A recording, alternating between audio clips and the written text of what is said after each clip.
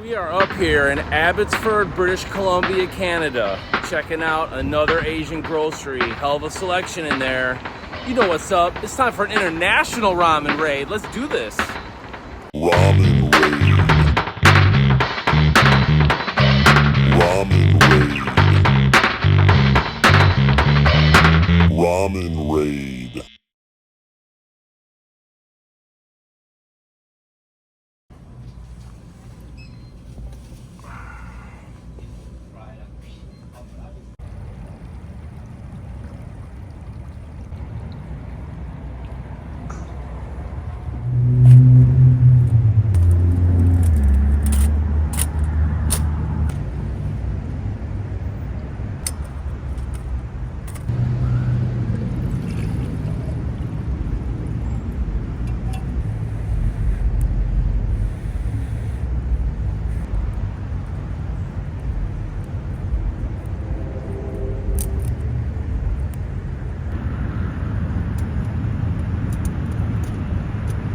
Take a look at this ramen. We have got the sriracha lobster flavored.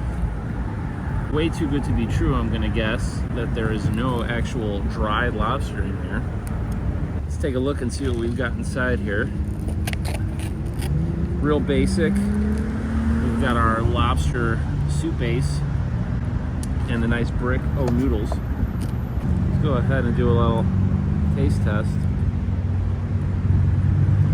All right, that's spicy. I don't know if I would say lobster. It's seafood, but in the rare, pleasant way that you get in a ramen. And it looks like that may be boiling even already. Let's make it happen. Does this thing have a line? Why, yes, it does.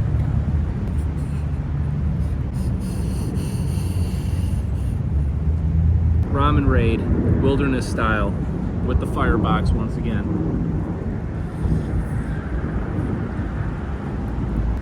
Those are the rubberiest noodles I've ever had. I could not chew through them. Definitely pulling down some heat here. Let's go straight for the soup. It's hard to say because I've already read the label before I ate this, but my impression of tasting that soup is that is distinctly lobster. I mean, that water was actively boiling. It was bubbling. So I don't know that I undercooked these noodles, but man, the brick rehydrated pretty quick. It seemed like it broke apart with just an easy stir after a couple minutes. They're kind of pleasant in their al dente way, except for the time when you just can't saw through them.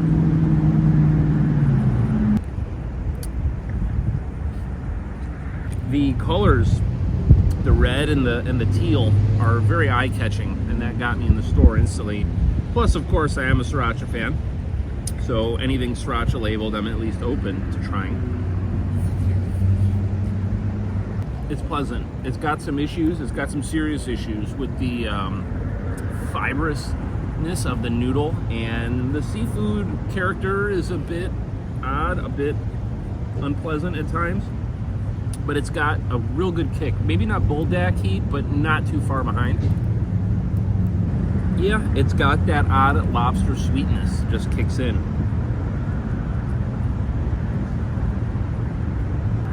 I'd recommend it. Ooh, man, that's hot though. Whew. Time to pack it in, folks.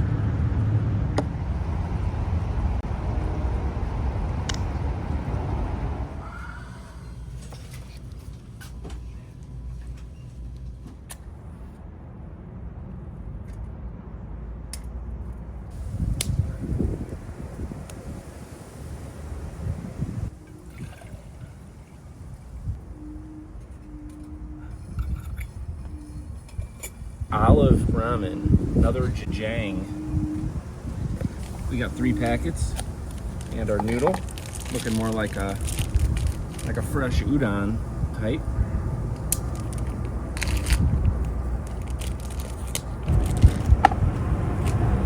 We have cooking sauce. This one's dry. Oh yeah, dried flake sachet. And then we've got a little bit of oil, completely unmarked. I'm guessing this may be one that we end up having to cook in the pot. I think this is going to be a similar problem to what we had over in Washington in the dark. That is the best dried veg packet I've ever seen. We got peas and maybe tomatoes, lots and lots of green onion. That's really nice. All right, we got a hard boil going here.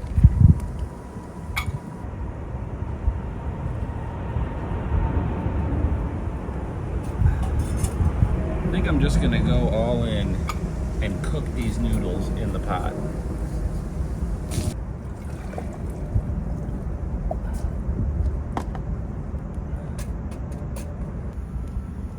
Noodles have loosened up. I am calling it. Here's our cooking sauce. Looks like bulldog sauce. It's black.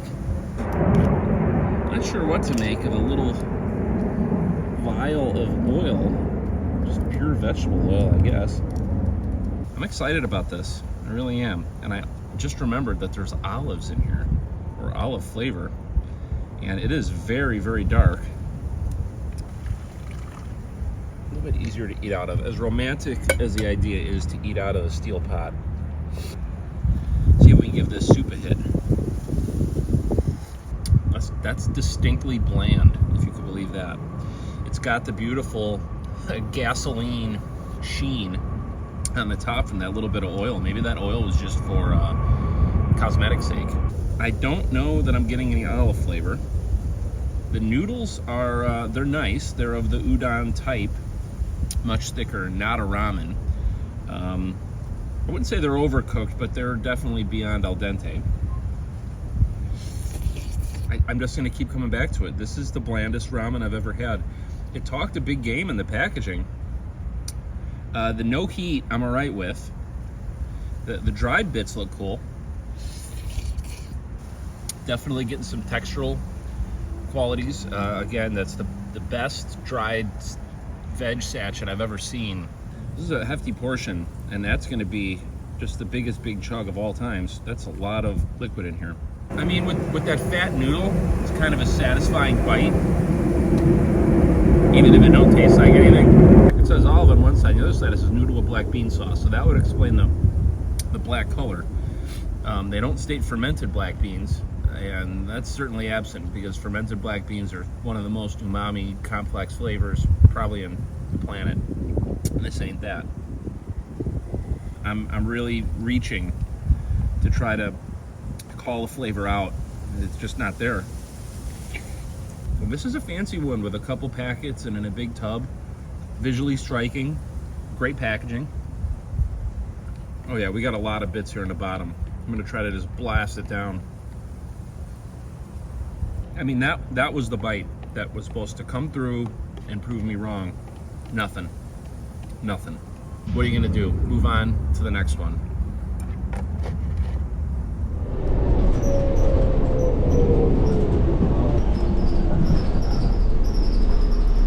Thank you, sir. All right. Have a good day.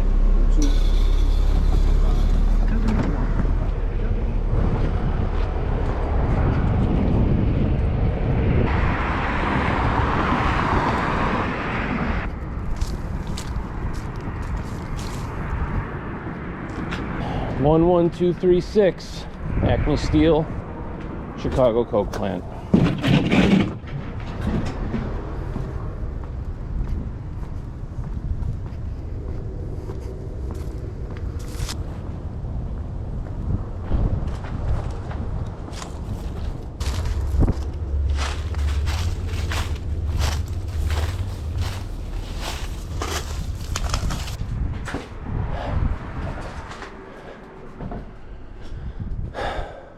Here we are. It's been a long journey. Here's my office. I set this place up last summer. This room was so obscured with debris that I didn't know it existed. Let's get set up. Excellent firewood all around, really dry.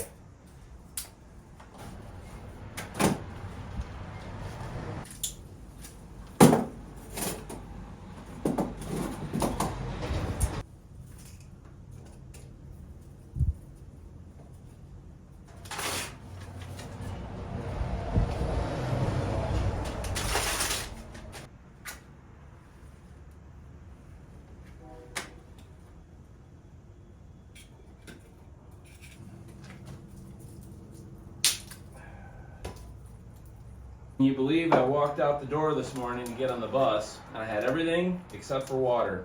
Last I checked, there's no running water here. So you best come prepared. Kimchi, janchi, guksu.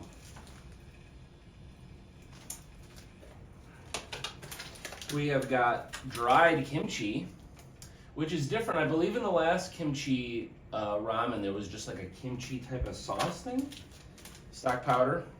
And we do have the sort of fresh noodles. So maybe this is yet another candidate to go right back in the pot.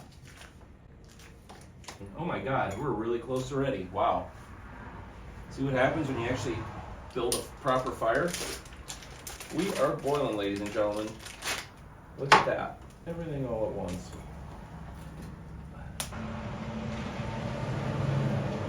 Stock powder in. And dried kimchi in. Oh wow, that's aromatic immediately. Oh, the dried kimchi is just a brick. It looks like a bar of soap. And let's go right back in.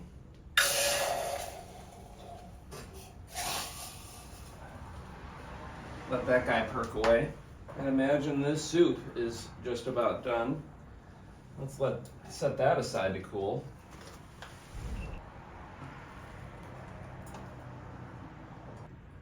Getting definite seafood vibes, aroma-wise, off this.